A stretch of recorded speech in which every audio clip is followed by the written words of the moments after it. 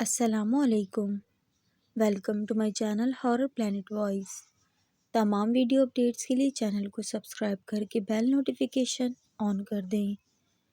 آئیے سنتے ہیں آج کی اپنی اس ویڈیو میں کئی خوفناک واقعات، لیکن اس سے پہلے اگر آپ لوگ نئے ہیں تو میرے چینل کو ضرور سبسکرائب کر لیجیے گا، اور اگر آپ لوگوں کو زیادہ ڈر لگتا ہے تو یا تو یہ کہانی اسکپ کر دیں، نہیں تو پھر لائٹ ضرور آن رکھیے گا کمرے کی۔ بڑھتے ہیں اپنے واقعے کی طرف۔ آج سے کافی سالوں پہلے جب انٹرنیٹ کا دور نہیں تھا، تب لوگ اپنے بڑے بوڑھوں، بزرگوں اور نانیوں دادیوں کے پاس اپنے بچے سلانے کے لیے چھوڑتے تھے۔ یہ بزرگ چونکے سمجھدار اور تجربے کار شخصیات تھیں، جس کی وجہ سے صورتیں یاد کروانا، اچھی اچھی دین کی باتیں سیکھنا، نیکی کی طرف مائل کرنا سکھاتے تھے، اور رات میں جو بھی چیز دیکھی، پڑھی اور سمجھی جائے وہ زندگی بھر ذہن سے نہیں اترتی۔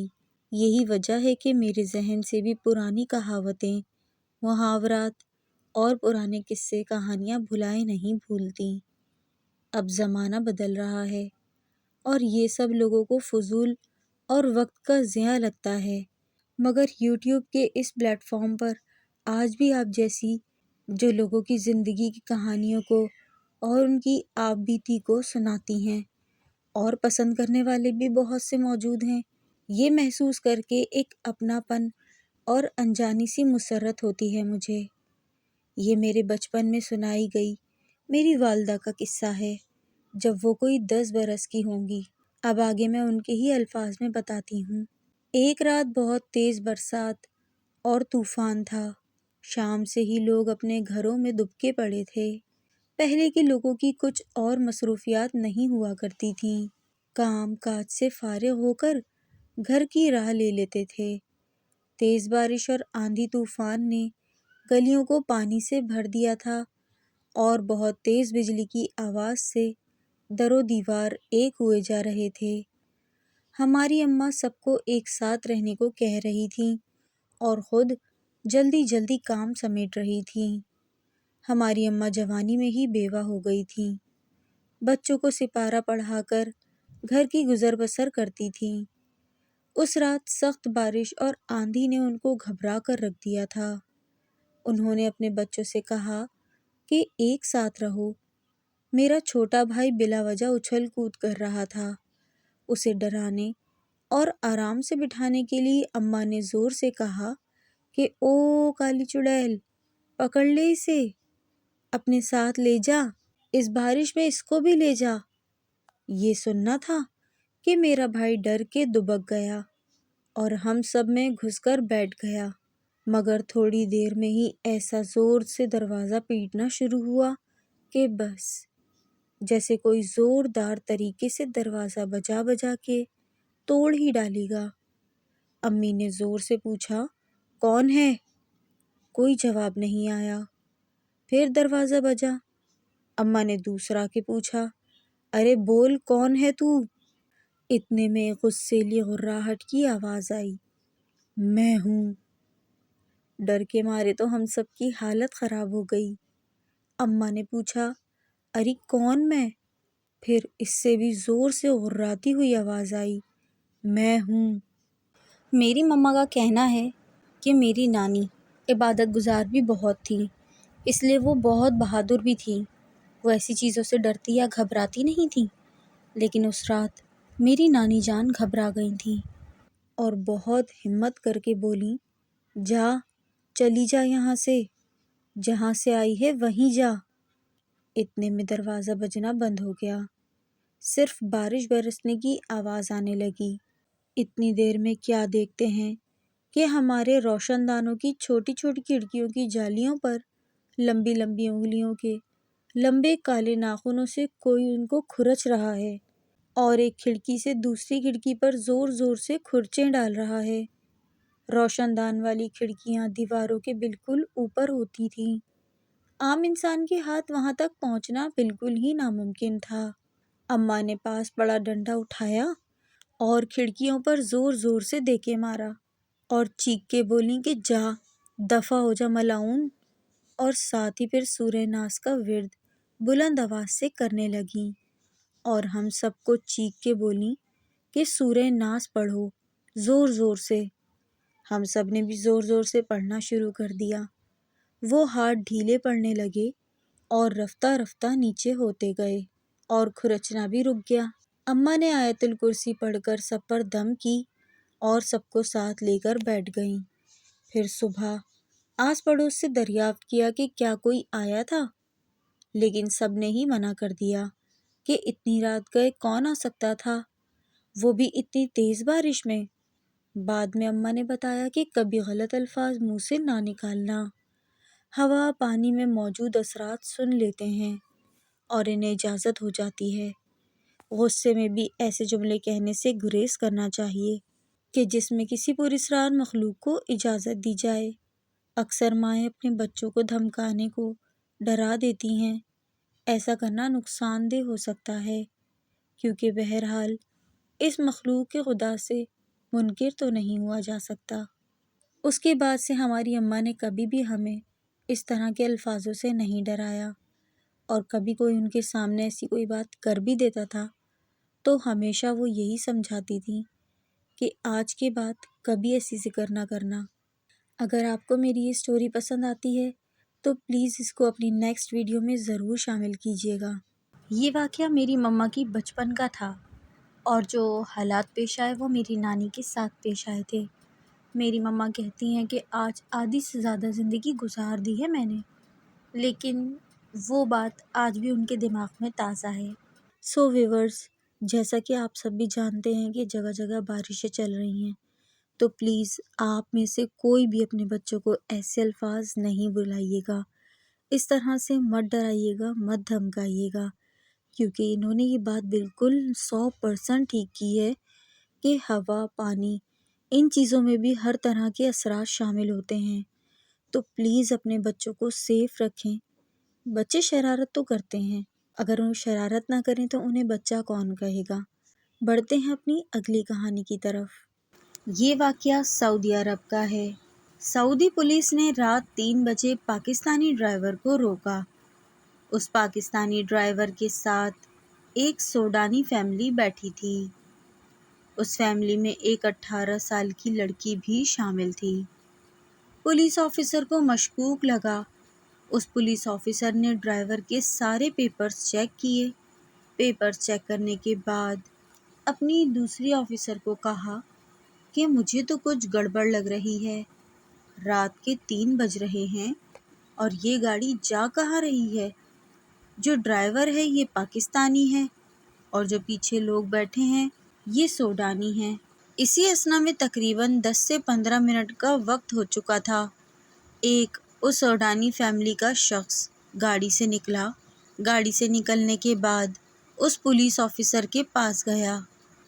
کہنے لگا کہ ہمیں ذرا جلدی ہے، کوشش کیجیے گا کہ جو بھی آپ نے چیک کرنا ہے آپ جلدی چیک کر لیں تاکہ ہم اپنی منزل کی طرف چلے جائیں۔ پولیس آفیسر کہنے لگا کہ ایسی بھی کیا پریشانی ہوئی یا ایسی بھی کیا جلد بازی ہوئی، آپ مجھے بتائیں، سب خیریت تو ہے؟ بس پھر سوڈانی فیملی کا سربراہ کہنے لگا کہ میری بیٹی کی حالت ٹھیک نہیں ہے، میں ابھی ڈاکٹر کے پاس سے اپنی بیٹی کو لے کر آیا ہوں، سمجھ نہیں آ رہی کہ میری بیٹی کو آخر مسئلہ ہے کیا، میری بیٹی کو ایسی کون سی بیماری ہے جو ختم ہونے کا نام نہیں لے رہی ہے۔ ڈاکٹرز یہ کہتے ہیں کہ یہ جو بیماری ہے یہ ایک لا علاج مرض ہے، اس کا علاج کوئی نہیں، آپ صرف دعا کریں، اللہ تعالیٰ سے دعا کرتے رہیں تو شاید کوئی معجزہ ہی ہو جائے، تو ہو سکتا ہے کہ اس کی زندگی بچ جائے۔ وہ سعودی پولیس آفیسر کہنے لگا کہ مجھے اپنی بیٹی کو دکھاؤ، میں دیکھنا چاہتا ہوں کہ آپ کی بیٹی کے ساتھ مسئلہ ہے کیا۔ سعودی پولیس آفیسر اپنے روم سے باہر نکلا، گاڑی میں جا کر جھانکا تو سوڈانی فیملی کے سربراہ نے اپنی بیوی سے کہا کہ پولیس آفیسر ہماری بیٹی کو دیکھنا چاہتے ہیں۔ اس فیملی کے لوگ بڑا ڈسٹرب ہوئے کہ آخر یہ کیا معاملہ ہے، وہ ہماری بہن یا بیٹی کو کیا دیکھنا چاہتے ہیں اور کیوں دیکھنا چاہتے ہیں۔ فی الحال وہ پولیس آفیسر آگے بڑھ کے جھکا اور اس نے گاڑی میں دیکھتے ہی اس 18 سال کی لڑکی کو پہلی نظر میں ہی پہچان لیا اور کہنے لگا کہ آپ کی بیٹی یا تو کسی کی بہت ہی نظر بد کا شکار ہے، نہیں تو اس کو جنات نے گھیرا ہوا ہے۔ سوڈانی فیملی کا سربراہ بڑا حیران ہوا، کہنے لگا کہ یہ آپ کیسے کہہ سکتے ہیں؟ سعودی پولیس آفیسر کہنے لگا کہ میں آپ کو یقین سے کہہ رہا ہوں، آپ کی بیٹی کے ساتھ یہی مسئلہ ہے، اس کے علاوہ کوئی اور مسئلہ نہیں۔ ویورز، سعودیہ کا ایک شہر جس کا نام ہے ارعر، ارعر سے یہ فیملی ریاض جاتی تھی مہینے میں 2 مرتبہ۔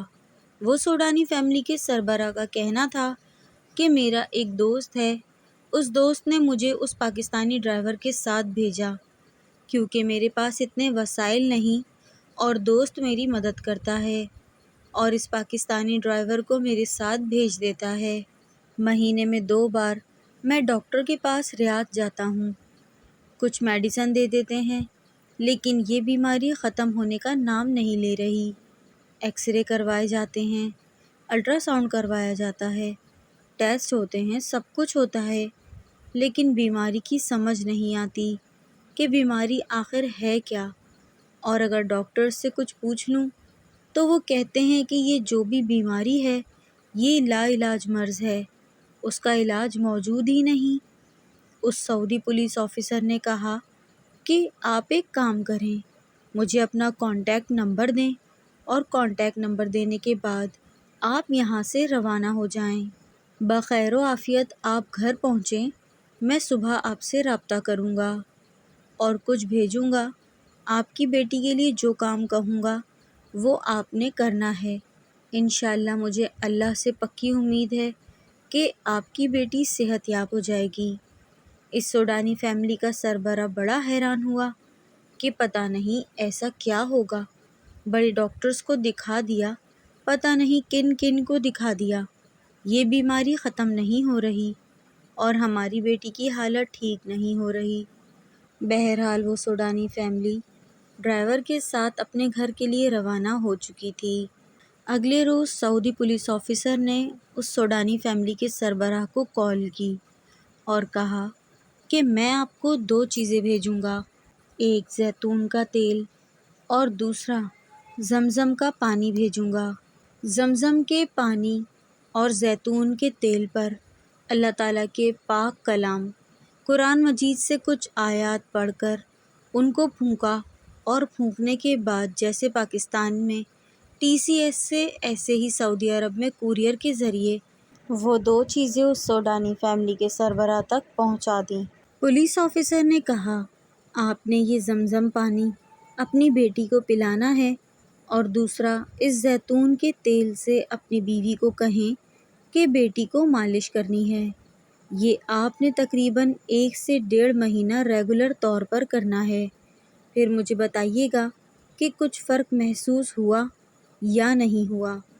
تقریباً 1.5 سے 2 مہینے اس سوڈانی فیملی کے سربراہ، اس کی بیوی اپنی بیٹی کی خوب خدمت کرتے رہے، پانی پلاتے رہے، جب پانی ختم ہو جاتا تو دوبارہ اس سے رابطہ کرتے اور اس کا دوبارہ پانی بھیج دینا، یعنی کچھ پڑھ کر، اللہ تعالیٰ کے پاک کلام سے کچھ آیات پڑھ کر، قرآن مجید سے آیات پڑھ کر، کیونکہ ہر بیماری کا علاج قرآن پاک میں موجود ہے، شفا ہر چیز کی قرآن پاک میں موجود ہے۔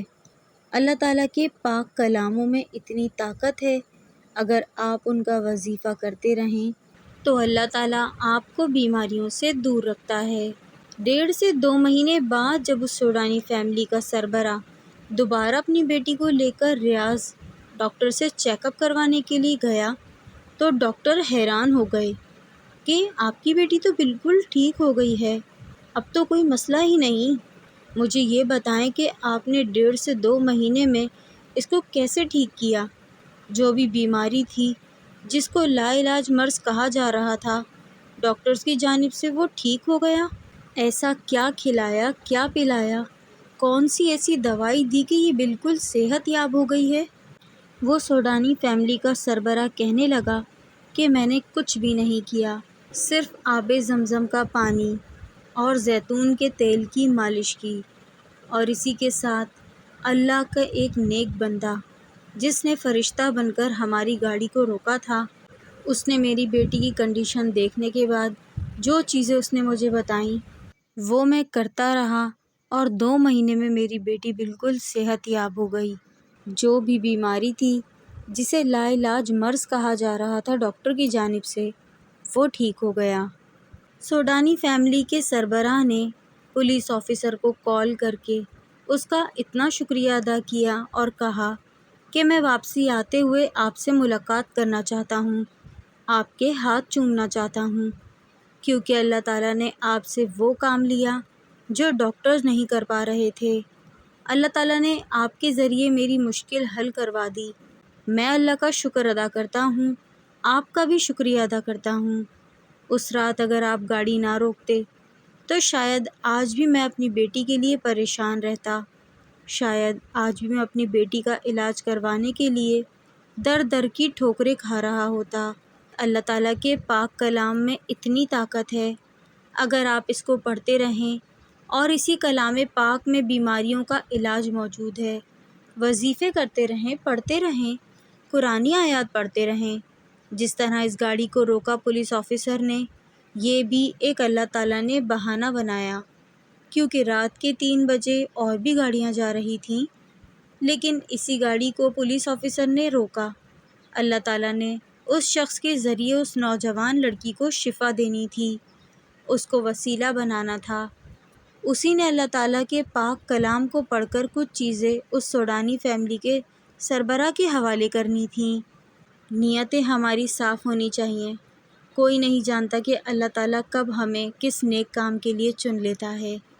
یہ تھا ہمارا آج کا دوسرا واقعہ۔ کیسا لگا آپ لوگوں کو کامنٹس میں ضرور بتائیے گا۔ بڑھتے ہیں اپنے تیسرے واقعے کی طرف۔ یہ واقعہ مجھے میرے ماموں نے سنایا۔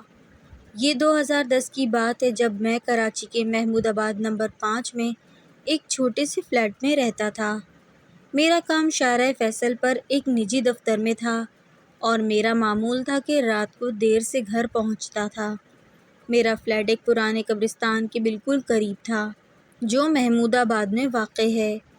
لوگ اس کے بارے میں عجیب و غریب باتیں سناتے تھے، لیکن میں نے کبھی ان باتوں پر دھیان نہیں دیا۔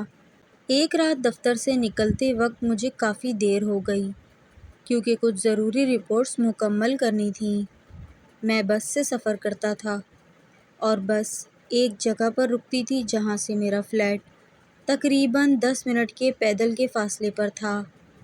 اس راستے سے گزرنا میرا روز کا معمول تھا، لیکن اس رات فضا میں ایک پراسرار سا دباؤ تھا، اور قبرستان کے ارد گرد ایک خوفناک سی خاموشی چھائی ہوئی تھی۔ میں پیدل چل رہا تھا۔ جیسے ہی قبرستان کی دیوار کے ساتھ چلنے لگا، مجھے لگا کہ کوئی میری طرف دیکھ رہا ہے۔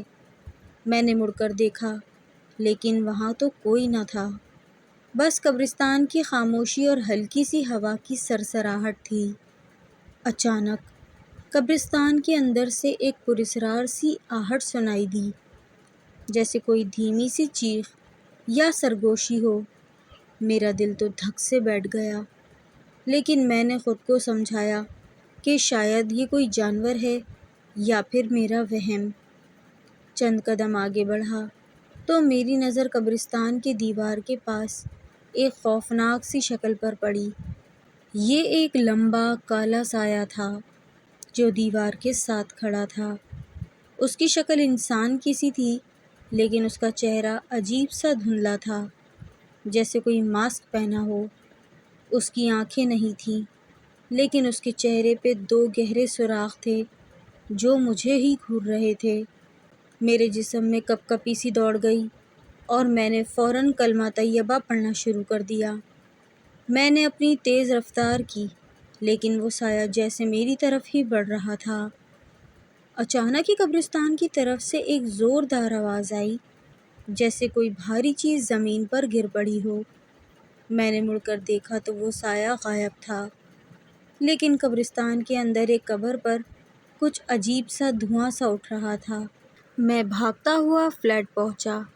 گھر پہنچتے ہی میری طبیعت خراب ہو گئی۔ مجھے بہت تیز بخار ہو گیا اور رات بھر عجیب سے خواب آتے رہے جن میں وہی کالا سایہ بار بار نظر آ رہا تھا۔ اگلے دن میری بہن نے دیکھا کہ میری حالت خراب ہے تو اس نے مجھ سے ساری بات پوچھی۔ جب میں نے اسے قبرستان والا واقعہ بتایا تو وہ گھبرا گئی۔ اس نے کہا کہ اس قبرستان کے بارے میں تو مشہور ہے کہ وہاں ماورائی مخلوقات رات کو گھومتی ہیں۔ تم نے ضرور کوئی خطرناک چیز دیکھ لی ہے۔ میں نے فوراً ایک عالم سے رابطہ کیا جو محمود آباد میں ہی رہتے تھے۔ انہوں نے گھر پر آ کر دم کیا اور درود پڑھا اور ایک تعویذ دیا، اور انہوں نے یہ بھی کہا کہ رات کے وقت اس راستے سے گزرنے سے گریز کرو کیونکہ یہ قبرستان برسوں سے ایسی قوتوں کا مرکز رہا ہے۔ انہوں نے ہمیں آیت الکرسی اور سورہ فلق کی تلاوت کی ہدایت کی۔ ہم نے تعویذ لٹکایا اور چند دنوں میں الحمدللہ میری طبیعت ٹھیک ہو گئی اور گھر کی گھٹن بھی ختم ہوئی، لیکن اس رات کا وہ خوفناک سایہ آج بھی میرے ذہن میں زندہ ہے۔ اب میں رات کو اس قبرستان کے پاس سے گزرنے سے پہلے 100 بار سوچتا ہوں۔ تو ویورز، یہ تھے ہمارے آج کے خوفناک ترین 3 واقعات۔ آپ کو سب سے زیادہ خوفناک کون سا لگا مجھے کامنٹس میں ضرور بتائیے گا۔ سٹوریز پسند آئی ہوں تو اسے لائک کریں، اپنے ان دوستوں میں شیئر کریں جو ایسی ہارر سٹوریز سننا اور پیرانارمل ایکٹیویٹیز میں انٹرسٹڈ ہیں۔ تو آپ میری اتنی مدد کیجیے اپنا ساتھ دینے میں کہ آپ میری سٹوریز کو پورا سنیں، اور اگر آپ لوگ میرے چینل پر نئے آئے ہیں تو آپ لازمی میرے چینل کو سبسکرائب کیجیے گا۔ میری ڈھیر ساری دعاؤں کے ساتھ اب میں آپ لوگوں سے اجازت چاہوں گی۔ اللہ کی امان میں رہیں۔ پھر آؤں گی نئی کہانیوں، نئے قصوں، نئے واقعات کے ساتھ۔ اللہ تعالیٰ آپ لوگوں پہ اپنی رحمتوں کے سائے بنائے رکھے، ہم سب کو اپنے حفظ و امان میں رکھے۔ Take care. اللہ حافظ۔